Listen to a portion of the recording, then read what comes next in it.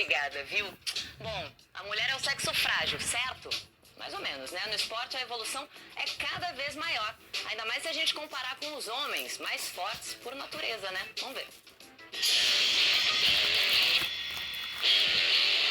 Elas são fortes, resistentes, perseverantes e têm totais condições de encarar homens de igual para igual. É bonito dizer coisas desse tipo, em especial numa data como a de hoje. O problema é que estaríamos mentindo.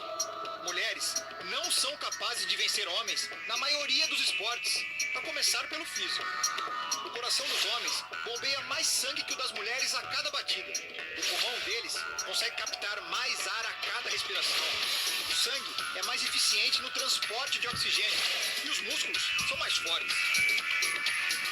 Essas diferenças fazem os homens serem mais rápidos nas provas de velocidade e aplicarem ainda mais força nas provas que dependem de força.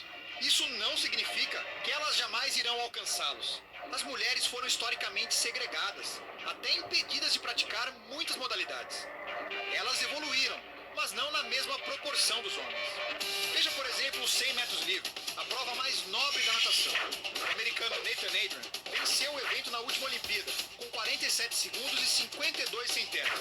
Um tempo impossível para a alemã Britt Steffen, atual recordista mundial entre as mulheres.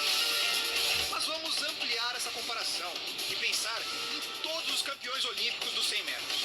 Nessa imensa piscina imaginária, povoada apenas por homens vencedores, como se sairia a melhor mulher? Pois bem, o tempo de Brita a colocaria como campeã dos Jogos de 1968. Ela deixaria para trás 14 grandes campeões homens. Um número menor de praticantes implica em uma seleção menor e, consequentemente, em resultados menores. Ao longo dos anos, as mulheres vão entrando no esporte e essas diferenças vão diminuindo. A última Olimpíada, disputada em 2012, foi um marco nesse sentido. Teve a maior porcentagem de mulheres da história, 44% dos participantes. Pela primeira vez, todos os 204 países presentes na competição levaram atletas de ambos os sexos. Houve competições femininas em todos os esportes. Por conta desses resultados, a tendência é que as mulheres recebam mais incentivos, cresçam e apareçam. E aí, casos que hoje parecem apenas exceções, podem se tornar muito mais comuns. Casos como o que ocorreu em 1926, quando Gertrude Eder nadou os 35 quilômetros do Canal da Mancha em 14 horas e 31 minutos, 2 horas mais rápido que a melhor marca de um homem até então. Ou de Toni Stone, que em 1953 fez melhor do que muito marmanjo e conseguiu se tornar a primeira mulher a atuar em uma grande liga de beisebol. A tenista Billie Jean King incendiou o mundo em 73 ao derrotar Bob Riggs, um machista falastrão, por 3-0. Em 2006, Micaela Hudson ganhou de todos os homens na disputa do Campeonato Estadual de Luta Olímpica nos Estados Unidos. Ainda são casos isolados, só que o jogo está mudando, ficando menos desigual. Mérito delas. Fortes, resistentes, perseverantes. E isso não é só um discurso gratuito do Dia Internacional da Mulher. Fala galera do segundo ano, boa tarde, espero que vocês estejam bem. Hoje uma segunda-feira, né, especial, pós-Dia dos Pais. Eu quero desejar um feliz Dia dos Pais para todos os pais de vocês, ou irmãos, tios, avós, mãe, quem a gente considera como pai, quem a gente tem um carinho como pai especial, tá certo? Para mim, ontem foi um dia maravilhoso, eu passei ao lado do meu filho, meu pequenininho. Isso aí dá um gás, né, pra gente iniciar a semana com tudo. Principalmente a gente, né, que é sempre às segundas-feiras, iniciando a semana, a gente ainda vem daquele cansaço do final de semana, mas a gente precisa dar prosseguimento, tá certo? Gente, nossa videoaula de hoje, nós iremos abordar um tema também relacionado à educação física, como eu venho falando para vocês. A educação física, ela não é apenas a prática esportivas, e nesse momento de pandemia, em que a gente ficou dentro de casa, foi uma oportunidade da gente conseguir abordar diversos assuntos relacionados à saúde, qualidade de vida, prevenção de doenças, tratamento de doenças, cuidados com o nosso corpo, entre outras coisas.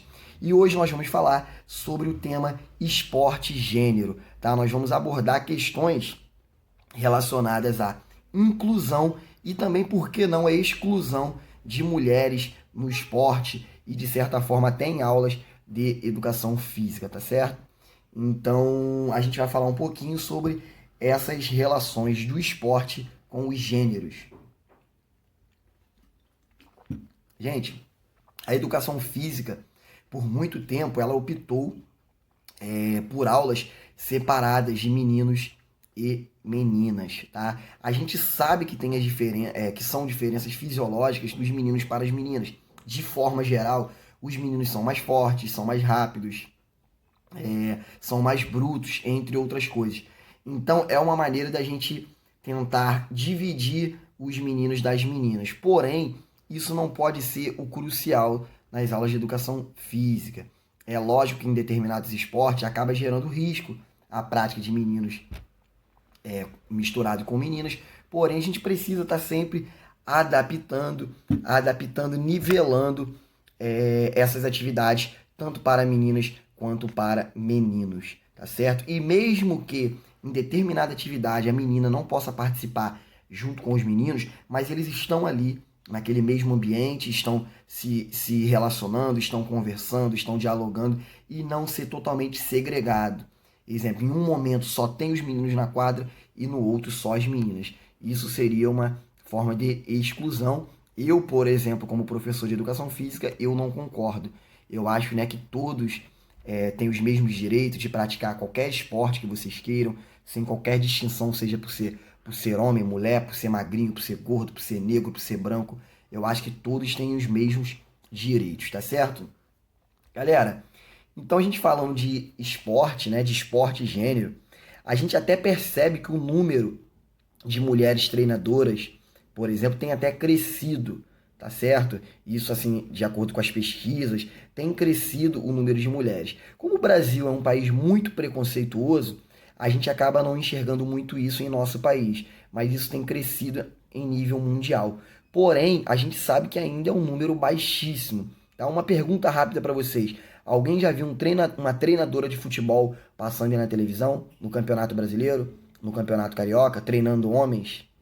É algo raro, né? É muito difícil a gente ver uma treinadora mulher treinando uma equipe masculina. Ainda é uma cultura machista que vem de séculos passados, né? Ao longo dos séculos passados, que ainda não foi quebrada essa barreira, tá certo? Mas esse número vem crescendo, felizmente, né? Mostra que a capacidade de você, por exemplo, ser um treinador, ser um atleta, ele não vem pelo gênero, de você ser homem ou ser mulher. Essa capacidade ela vem através da sua experiência, do seu conhecimento, da sua dedicação sobre determinado esporte, tá certo?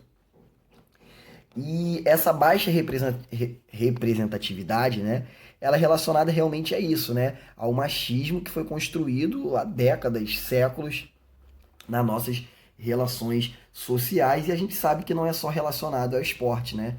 Ainda tem a cultura machista em diversos setores da nossa sociedade.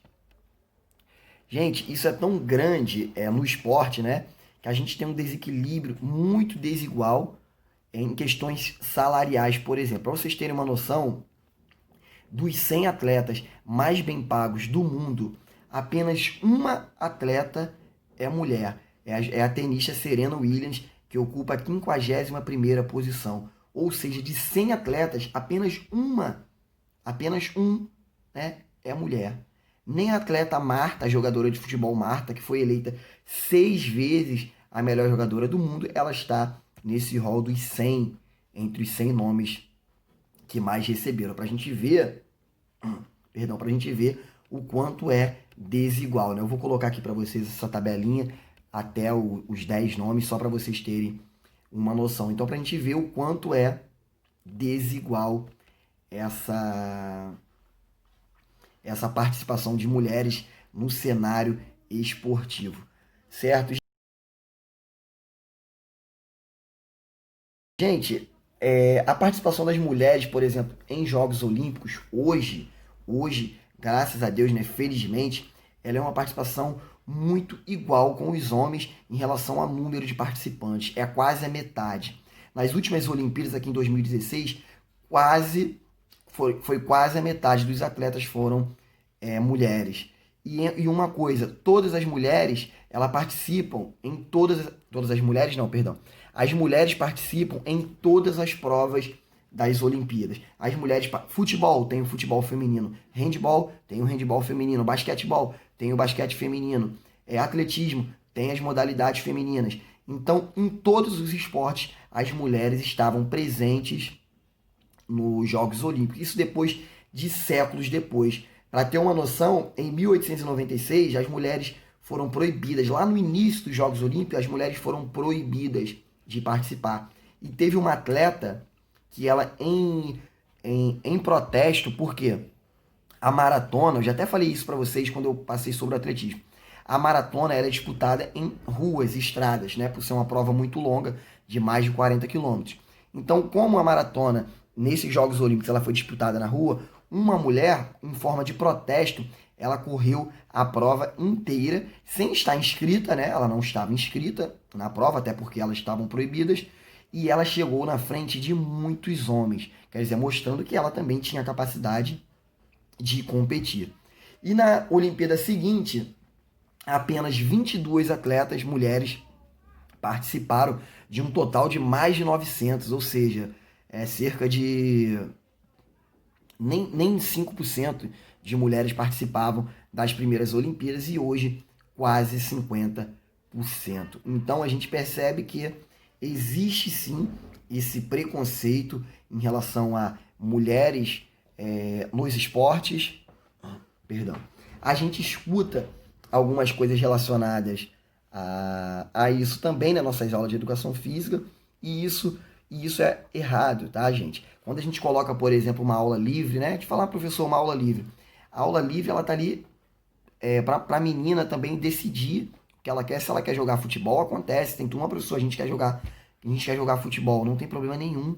Não tem problema nenhum. A gente tem as diferenças relacionadas à força, à velocidade, assim como eu sempre falo. As mulheres, por outro lado, elas são mais inteligentes, elas são mais atenciosas. E isso também faz a diferença em determinadas modalidades esportivas, correto? Então a gente precisa abolir isso, tá? Não é porque a disciplina é educação física que o professor, por exemplo, tem que ser homem. Tem excelentes professoras de educação física mulheres, assim como tem, por exemplo, excelentes professores de artes sendo homens, e isso não impede, porque o que vai fazer da pessoa um bom professor é a sua capacidade. O que vai fazer de um cozinheiro, sendo homem ou mulher, é a sua experiência, a sua dedicação. Então a gente tem que ter na nossa cabeça que essa distinção entre homens e mulheres, ela está totalmente errada, totalmente equivocada em todos os sentidos, mas principalmente em relação à nossa disciplina, quando a gente se fala de esporte e gênero. Tá certo, galera? Comentei um pouquinho com vocês sobre a presença das mulheres no esporte, né? Teve um videozinho anterior e daqui a pouquinho nós vamos para a live debater mais um pouquinho esse tema e vou estar falando para vocês também sobre o nosso teste, tá certo? Que será ou na próxima aula dia 17 ou na outra aula dia 24, mas vocês serão informados, tá beleza? Então um grande beijo no coração de vocês e até daqui a pouquinho na nossa live.